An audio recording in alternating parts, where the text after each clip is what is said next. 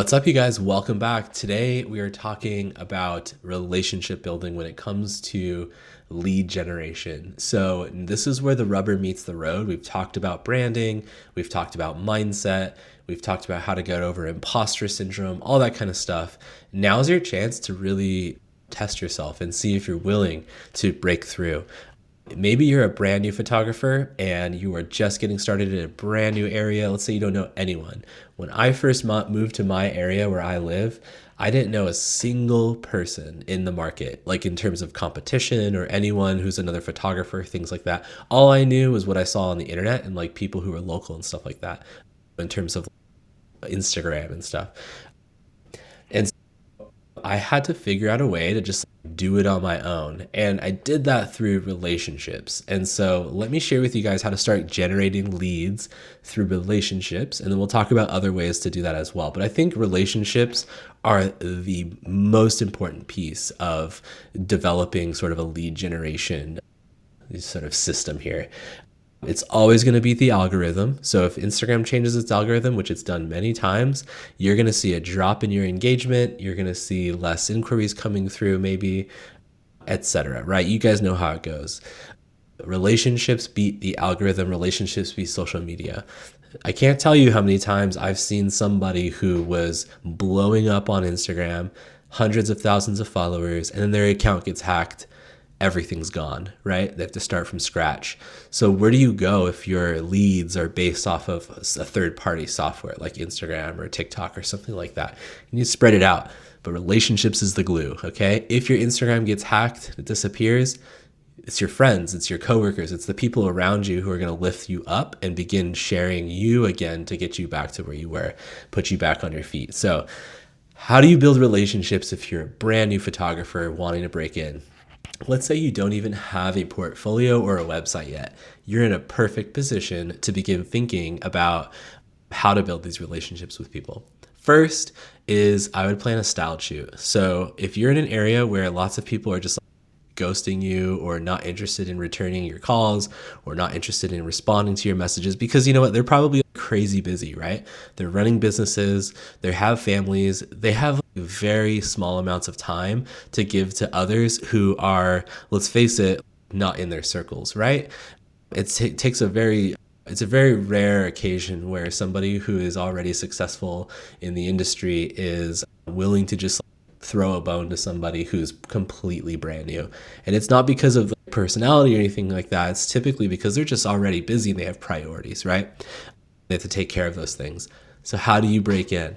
First off, I would start a style shoot. So a style shoot, if you don't know what this is, it could be as simple as you and another person taking pictures somewhere in a location, or it could be as advanced as you got on a plane, you went all the way to Paris, and you photographed a $30,000 setup at the Palace of Versailles. So it can vary, right?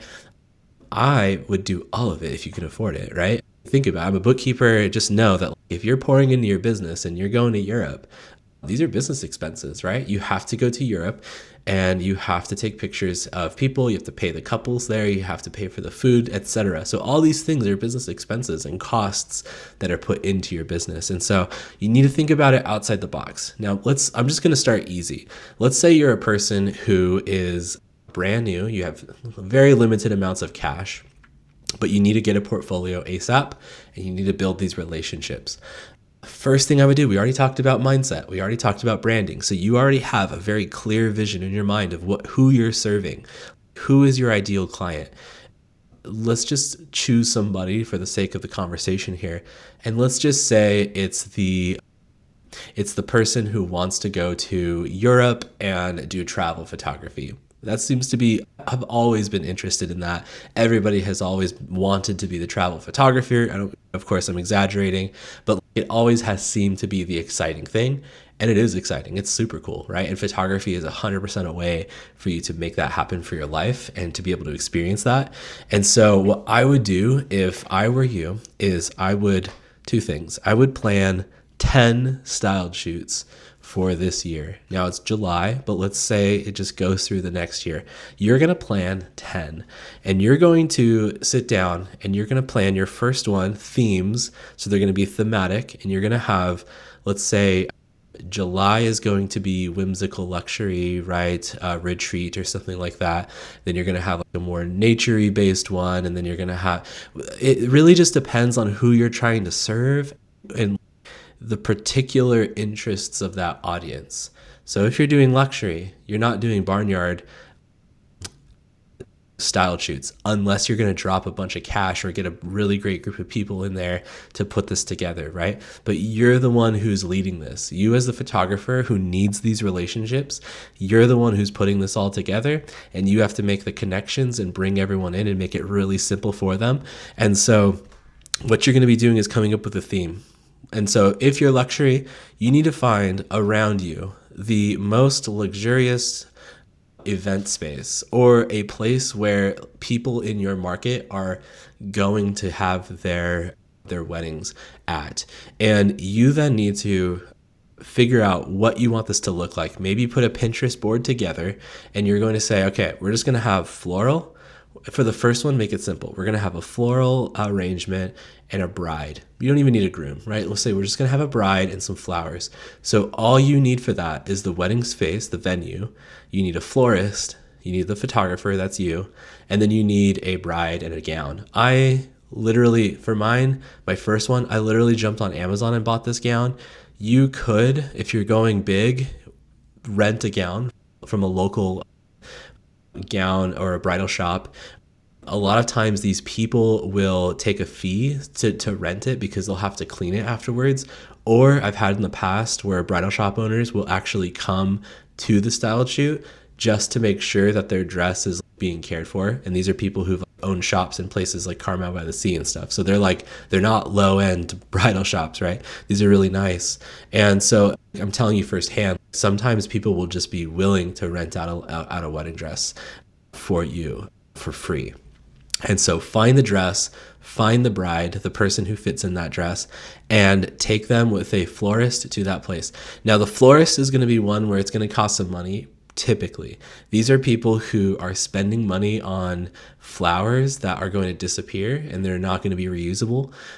Typically, these flowers are in places where they have to drive and get the flowers and then bring it back. And then it takes a lot of work to set up florals if it's going to look good. So you want to find a florist who's either just getting started or someone who you can get the DM of.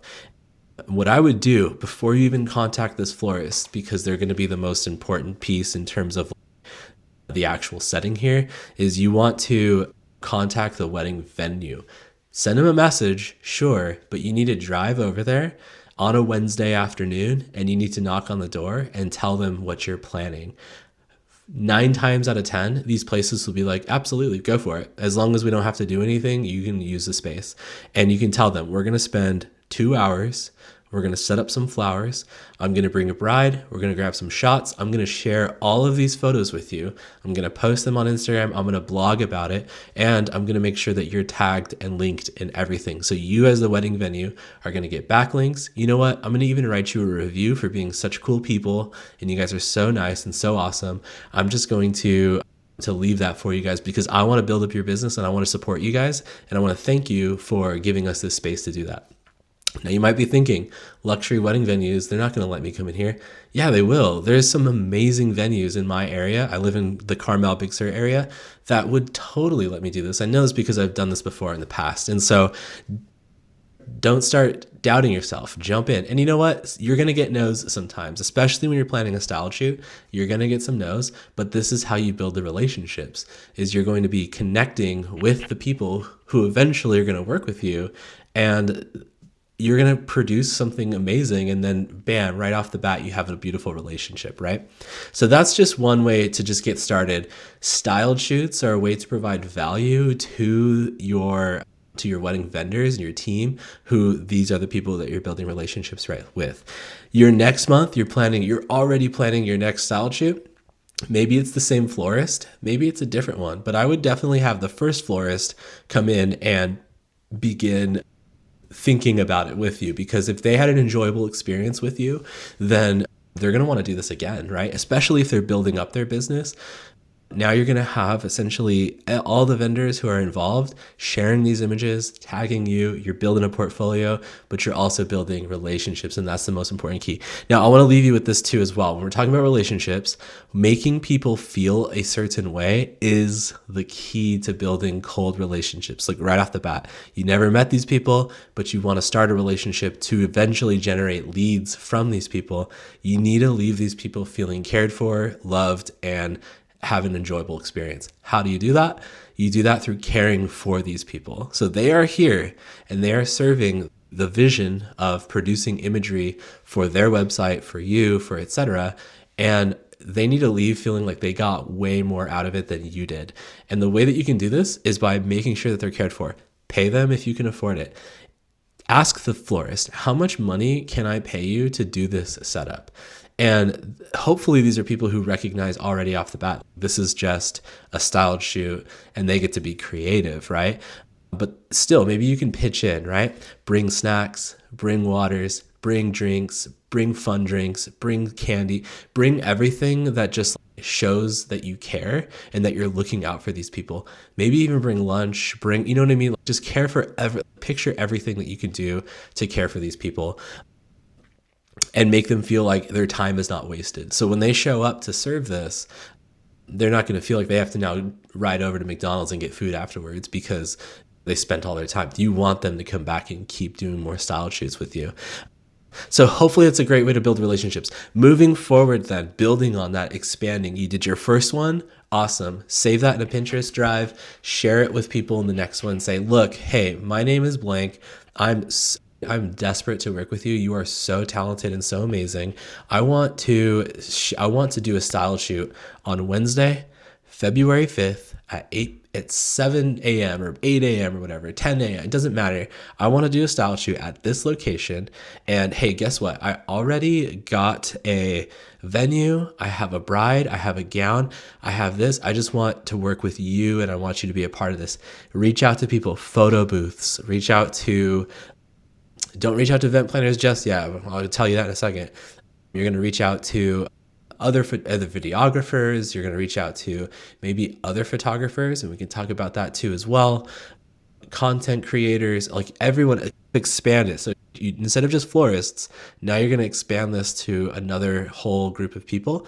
And now you've had a great time building relationships with don't get me wrong too. This is not easy. This is a lot of work on your part to put all this together. But do you care about this? Is this your passion? And do you want leads, genuine, solid, amazing leads, fast, like within the next few months? Or are you going to just hope that these come through one day and pay for ads and stuff like that, which ads are great, but use pictures that are perfect for these ads, right? So you're envisioning this whole thing. So you get my flow here, right? So you're just going to keep doing some simple style shoots where you're the person who's in charge. Now, I guarantee by month 3 of you really taking the lead and caring for these people and really just putting the stuff together, making it flow super well, making it start on time, making everyone get their stuff back, helping them pack up their stuff. By doing all of this, I guarantee by month 3, you're going to have a lead come through for that particular type of shoot that you're doing. So if you were photographing a bride and this is a wedding that you want to get leads for, then these are people who are going to start finding you and they're going to start calling you, because what you're doing at these style shoots is not just taking pictures. You're taking B-roll because you're going to post this on Instagram. You're going to do some reels. Think about the trends ahead of time, go into these style shoots, do the reels in the settings that you want to be photographing. And then you're going to want to take that to Instagram, take it to TikTok, recirculate that. Just keep building on it. You have your portfolio, you're posting 3 times a day, etc. We'll talk about social media in the future, in a future unit, but you get my ideas. Don't waste these style shoots. You need to gather content from every single angle to be able to repurpose that in the future. And then you need to get organized, right? So you need to start saving this stuff in very specific folders so you can reuse it in the future very easily. I've done style shoots. Again, I live in like northern central California. I've done style shoots down in San Diego where it's like I drive for 6 hours, do the shoot for 1 hour, jump back in the car and come home just to be able to get there and get the photos, take the B-roll, have the experience, blog my trip there, back, etc. And so my point is this, you need to start doing some work to get these leads and building relationships with people. We're going to do a whole other video on more lead generation here, but that's all on relationships.